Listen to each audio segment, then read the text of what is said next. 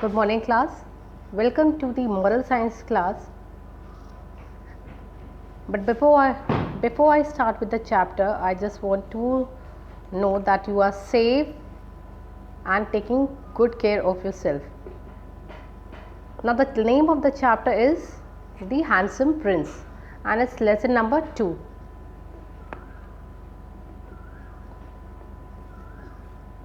Now in this chapter, as we go through the story, we will come to know about a prince who is actually very handsome, and because of his looks he became so proudy that he started comparing himself to God.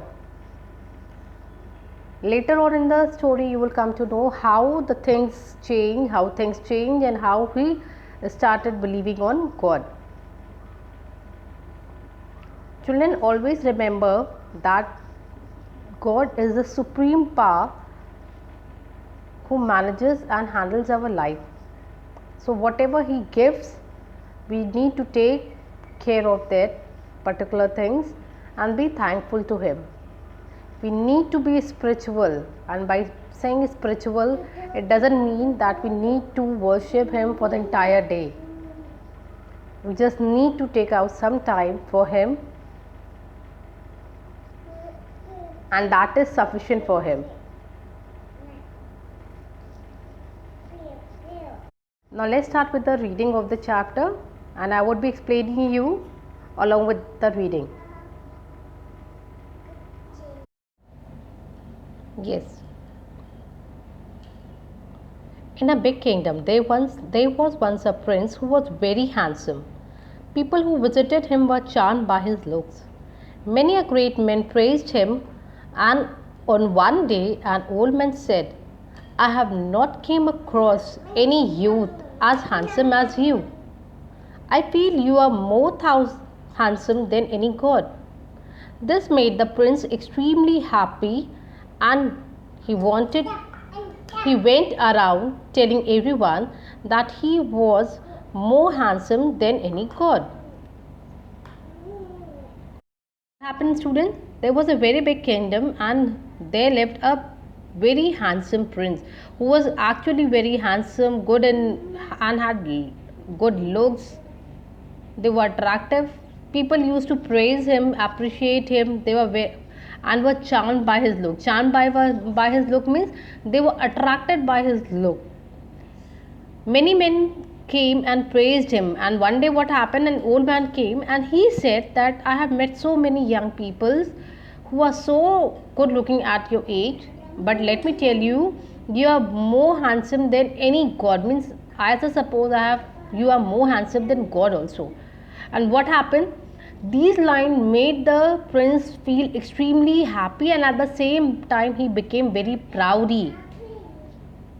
And so he went around telling everyone that he was the most handsome person and he is much better than the god. He went around telling, doesn't mean that he was moving to one and each and every person. Whoever came to meet him, he used to tell him, you know, I'm more handsome than the god himself. Now what happened? After few days, two wise men came to the palace to meet the prince. One of them said, "We heard you are more handsome than the gods. So we have came to verify." So asked the prince, "What do you conclude?" The other wise men said, "Undoubtedly, you are very handsome, but you were more handsome few hours back when we saw you while you were asleep." Few days later, two wise men means two men who have achieved wisdom and were able to differentiate between the worldly pleasures and the service of God. So they were called wise men. So what happened? Two wise men came to him to meet him, and one of them said, "Oh, we have heard that you are the most handsome person. So we just came to conclude and see. We just came to verify that are you that much handsome as what we heard about." So what did the prince said? Okay, What do you conclude? So other wise men said that undoubtedly means no doubt you are very handsome. But do you know you were a little more handsome few hours back when you were sleeping, when we saw you. So what happened? Just see next. What happened next? This perplexed the prince. He asked his attendant, "Was I more handsome few hours back?" The attendants quickly answered, "No, you are, your majesty. You are the same as you were few hours back." The elder wise man said, "Your servants do not have the perfect vision that we have, therefore they cannot observe what we can."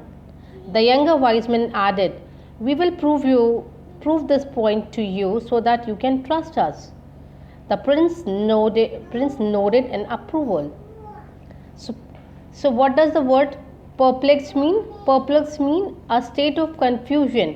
Hearing the lines that the prince was more handsome few hours back made the prince confused.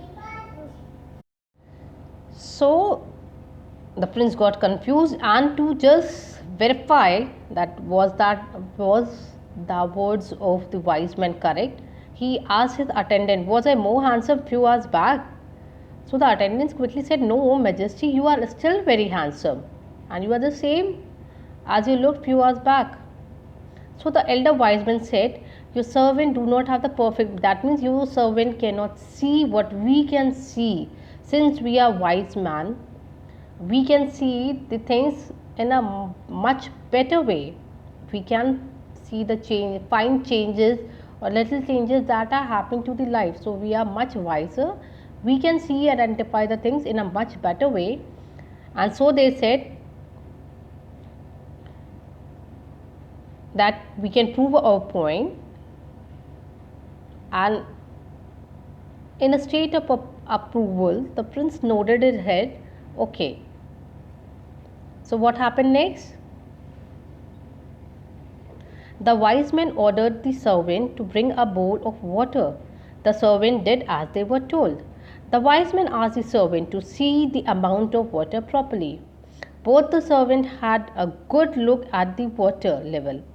So what happened? The wise man told the servants to bring a bowl of water, and then what did he did?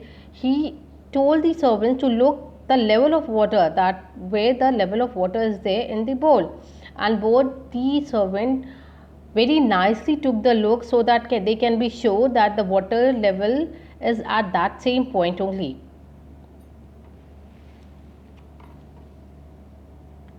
The wise man then asked the servant to leave. When the servants were gone, the elder wise man took a spoon and removed half a spoon of water from the bowl.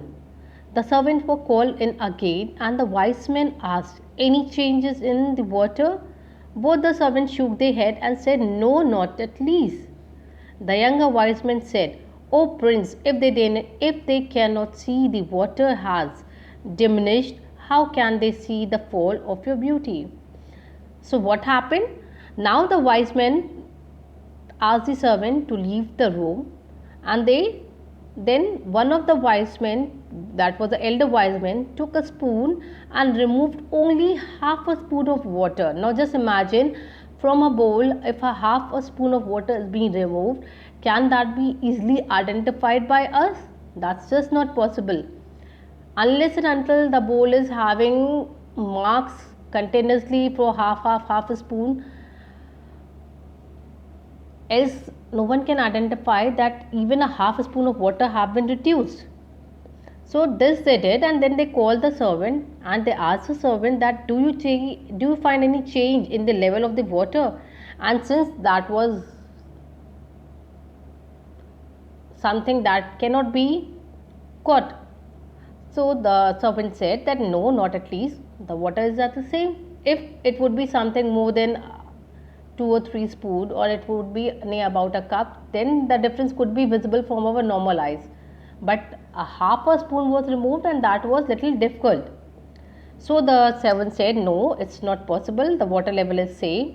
And hearing this, the younger wise man said to the prince, just see, prince, this your servants are unable to identify half a spoon of identify the level of water when half a spoon of water is being removed.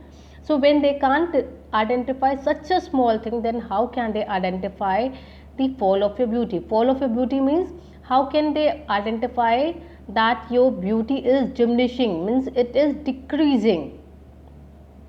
The wise man then left, leaving the prince in a deep thought. The prince said to himself, my beauty is a short lived, then why I am attracted to something so temporary? Now the purpose of the wise men was accomplished. They came, they wanted to make the prince realize the truth of life, and showing him the things, they just left the palace. And after they left, the prince was in deep thought. He was thinking that I am so much attracted toward my beauty, toward my appearance and all, but these are for such a small time period, means if they are diminishing even few hours, within few hours, then it's just worth to love these things. He realized that something else is there that is much more important in his and in all our lives, and so he took a big decision. What was that? Let's see. He never looked in the mirror again, and in course of time devoted himself to the service of God.